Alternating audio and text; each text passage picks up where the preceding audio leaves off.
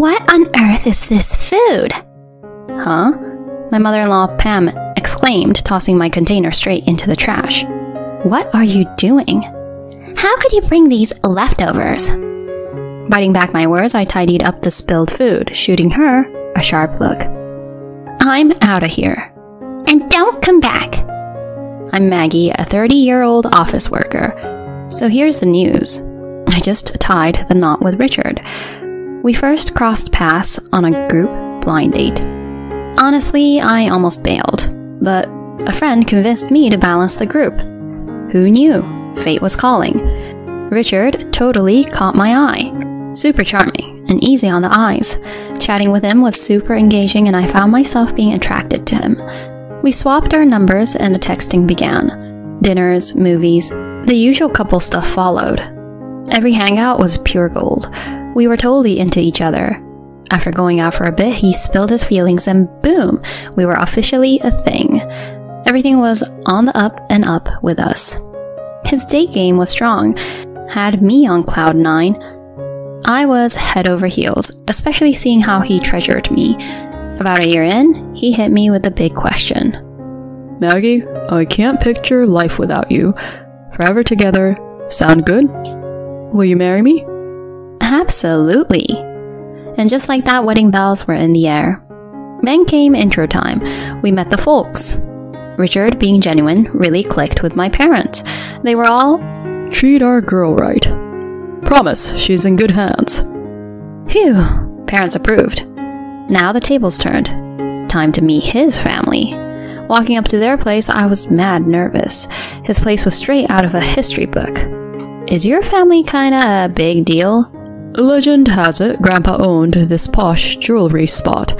Cashed in, built this mansion. This is home base. Gotcha. Chit-chatting, the front door swings open and there she was. His mom. Nice to meet you, I'm Maggie. Step inside. Her poker face game was strong. I hoped for more warmth, but okay. Inside, Dad-in-law was chilling. Did the intro thing and got a supernatural pleased to meet you. Awkward silence filled the room. Richard, trying to lighten things up, was like, oh yeah, we brought some treats. Mom's face lit up, if only for a sec. Thanks, we'll snack later. I mean, I expected tea time now, but okay. Is she not feeling me? She just took the gift and sat there. Come to think of it, they didn't give me anything. No coffee or cookies. I felt a bit of that cold shoulder. The conversation was super stilted, as expected. Richard, Mr. Optimist, launched into our wedding details. My mother-in-law, Pam, couldn't resist. When you're marrying into this family, there are rules.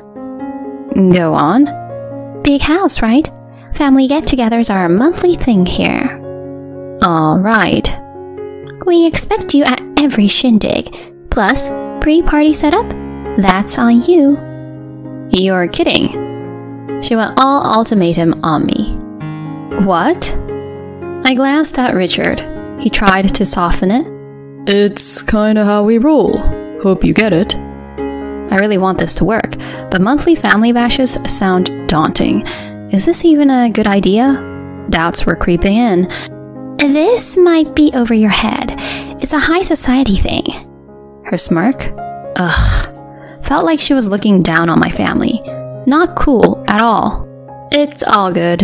I hope to get along with the family. She looked thrown off. Great, I'm eager to see. Her eyes were just as fiery as mine, and that wrapped that day. Later, the whole family jam happened. Pam was still talking sarcastically. After my folks asked me if I was sure about marrying Richard and into his family, I totally got where my parents were coming from, but I was smitten with him at that point. Plus, I felt that backing out would be letting my mother-in-law win, so the thought of canceling the wedding didn't even cross my mind. We had our beautiful wedding, jetted off on our honeymoon, and started our married life. About a fortnight later, we had one of those family gatherings Pam had talked about. We decided to give it a shot. I was curious if the rest of the family would be more welcoming, or if they'd be as frosty as her. Stepping into their home, there she was, seemingly waiting just for me. Took you long enough. Hurry up and get ready, she said, her face as cold as ice, and steered me into the kitchen. I slipped on an apron, and she said, You're on food duty for 20 today. I thought to myself, are you kidding? Why such a big get-together outside of holidays? Cooking under her watchful eye was daunting. She critiqued me nonstop. You're all thumbs. Do you even know how to handle a kitchen? Your chopping's all over the place. But I've always been confident in my cooking. Heck, I felt she wasn't any better with a knife. Maybe she was just looking for excuses to nitpick. I brushed her comments aside, focusing on the task at hand. Time was ticking, and guests were coming. After wrapping up in the kitchen, I felt wiped out. I was about to catch my breath in the living room when my father-in-law Wally chimed in. Hey, could you set the table? So there I was, laying out dinnerware. I was dying for a breather, but no chance. With everything set, I plopped down on the sofa with some water. Pam was quick to notice. Why are you sitting? Say hi to everyone. It felt a bit over the top since I was merely resting for a second, but I figured I should mingle, so I headed over. The room was packed. I was overwhelmed. About 20 folks, just like she said. Some looked familiar from the wedding. As I introduced myself, they all responded warmly. When they got a taste of the food I'd prepared, the compliments rolled in. You made this, Maggie? Yes, I hope you enjoy it. It's outstanding. Well done. Much appreciated. They were genuinely lovely. They ensured I took a break, even reminding me to eat. Thank you for making all these dishes for us, Maggie. Their thanks was heartwarming, but in the middle of a conversation, Pam beckoned. Why are you lazing around? She quipped. I'm not. I was just mingling. You should be serving, not chatting. I'll do the talking. What? It felt like she was purposely sidelining me. My brief bonding time with the family was all I got. She kept me running errands the whole party. And the post-party cleanup? A total nightmare. She barked orders, but didn't lift a finger. With Richard and his dad out cold from too much booze, the cleaning was all on me. Once done, she said, Nice work. You can head out now. And shooed me away. My husband was out cold, and she sent me home by myself. I left utterly drained and miffed. Her behavior was one thing, but my husband's indifference? That stung. He seemed to have had a blast, oblivious to everything. I felt alone, realizing he wasn't my ally. The next afternoon, he finally showed up. Why'd you bail last night, Maggie? What'd you mean? Your mom sent me packing. That doesn't sound like my mom, he said, clearly taken aback. Well, she did. She's been riding me since the party prep started. His face went from disbelief to anger as I filled him in. Enough with the lies. Why do you keep lying like this? Have you lost your mind from drinking too much? Honestly, I was dumbfounded. I never imagined he'd trust his mom so much more than me. Even with his parents' previous antics, I held on to the hope that he'd back me up. But that hope vanished quickly. From that point on, I started having doubts about him. I questioned whether we could keep going like this. We were newlyweds after all, just about half a month in. I figured I'd give it a year, if only for the sake of the folks who celebrated with us at the wedding. With that resolution, I kept going with our marriage. He tends to bounce back after blowing up, so thankfully everyday life wasn't like walking on pins and needles. A month later, another gathering at the in-laws loomed. Prepping myself, I made my way there, curious about how many I'd be cooking for this time. I greeted. Good morning, Pam. Come to the kitchen right away. Per usual, she was straight to the point. Donning my apron in the kitchen, I noted fewer ingredients. Asking how many guests to expect, she responded dismissively. 7. Just 7? Got a problem with that? No. I was taken aback. Last time it had been way more, but 7 felt doable. With that mindset, I began. Yet, like clockwork, she found flaws with every move. With fewer attendees, I hoped to actually enjoy the gathering. But the opposite happened. Pam, now able to monitor me more closely, kept me on a tight leash, denying me any downtime. It was draining, even more so than last time. And my husband? He just immersed himself in food and had fun, leaving me to tend for myself. Post-party, the men crashed, and Pam, lounging on the sofa, ordered me to handle the mess. More beat than before, she had me out the door soon after with a snarky, "Strangers can't stay overnight here. Only family can. So you better leave." Honestly, I was ready to leave. Dead tired, I hailed a cab, went home, and crashed. The next day, my husband strolled in, grumbling. "You're so selfish. How could you just bail on the family?" I was dumbfounded. Your mom literally told me I'm not family and sent me home. But this only made him angrier. "Why the lies? I can't believe you'd stoop this low." His words stung. I told myself I couldn't handle another episode like this. A few weeks later, he mentioned a major family gathering. "Too much cooking for one morning at my folks.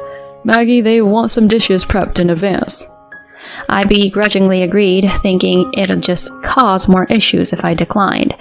After a full day of cooking, I packed everything up. Cooking from home spared me any nagging from my mother-in-law. I got to their place early, prepping for the 50 expected guests.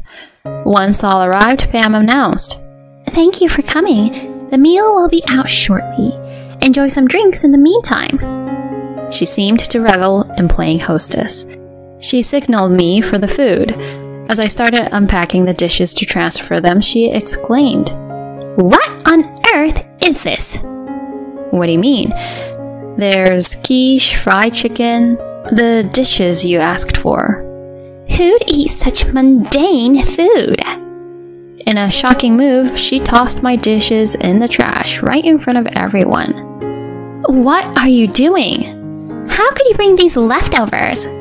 "I apologize, everyone. My daughter-in-law made a mistake. But don't worry, I've prepared some exquisite appetizers for you all." Turns out she'd planned this humiliation from the start. After I spent hours in the kitchen, she carelessly discarded the food right in front of our family, making me feel small.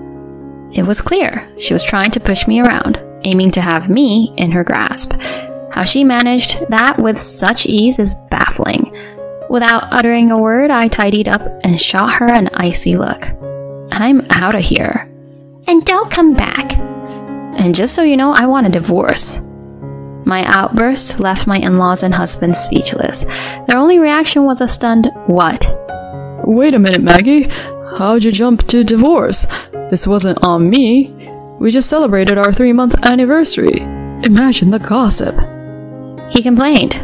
Looking back, I should have pulled the plug on this earlier or skipped the wedding altogether. A voice from the crowd said, "Can't you see why she's thinking divorce already?" More voices pitched in. "That's right. If he can't stand up for his wife against his own mom's antics, that's just sad." "For real?" "From day one, Pam has been nothing but nasty to Maggie."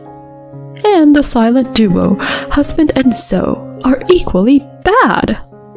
The relatives laid into the in-laws, who were visibly shaken. "Hang on, everyone. What's the deal here?" Pam stuttered as relatives began to rise. "We can't stomach your antics anymore. Truth be told, these monthly invites are a total drag.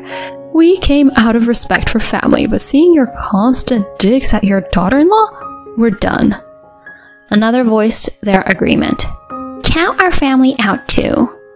As the room buzzed with movement and chatter, Pam's distress was clear. "Wait, what do we do?" Choosing to exit with the crowd, I heard my husband's desperate plea. "Maggie, I messed up. Please, give me another chance."